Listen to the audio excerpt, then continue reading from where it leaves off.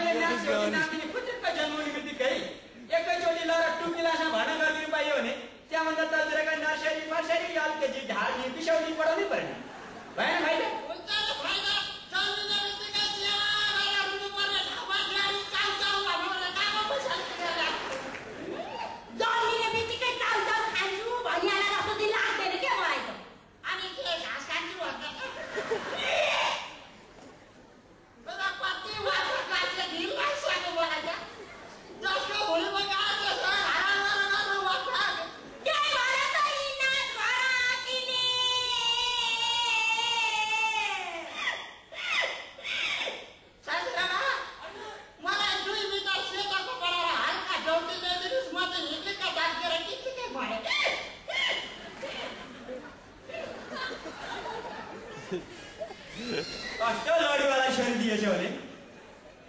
देशमा कता कता भुँडीहरू छन् बाटो पिच गर्दा गर्दै भाइहरूको पैसा भुँडीमा हालेर यत्रो भुँडी बनाउनेहरू छन् पुलिसको ज्याकेट किन्ने भनेर भाइहरूको पैसा भुँडीमा हालेर डगार्दै हिँड्ने छन् तिनको भुँडी देखेर अहिलेसम्म कोही ढलेको छैन आफ्नै स्वानीको प्यान्टे भुँडी देखेर पुग्नेकै लडे उन्नत समस्याको केही न केही समाधानले निस्किहाल्छ नि उन्नत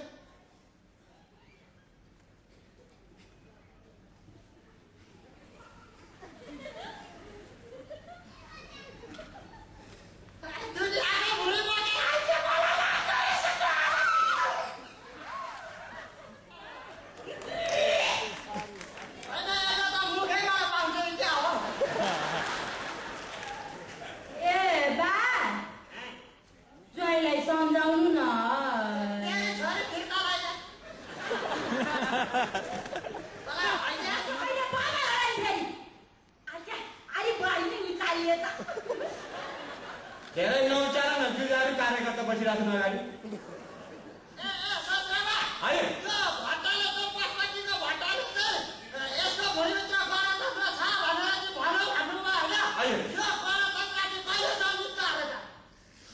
हेर जय साहब गणतन्त्र त्यो दिन मात्रै जन्मिन्छ जुन दिन भोकाहरूको पेटमा एक ग्लास अन्न पर्छ भन्ने बाँकी थियो बङ्गै तालिया यस्ता नाङ्गा पैतालाहरूमा एक जोर चप्पल पर्छन्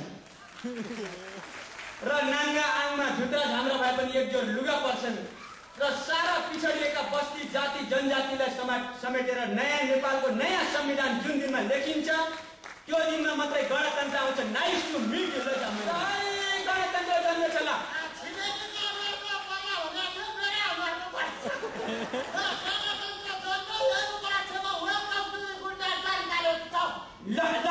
तिमीहरू यता बस्छ मैले उता जान्छु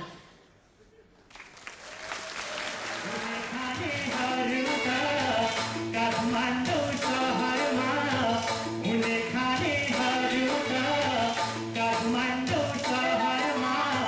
करालीका जनता भोकै लड्दैछ करालीका जनता भोकै लड्दैछ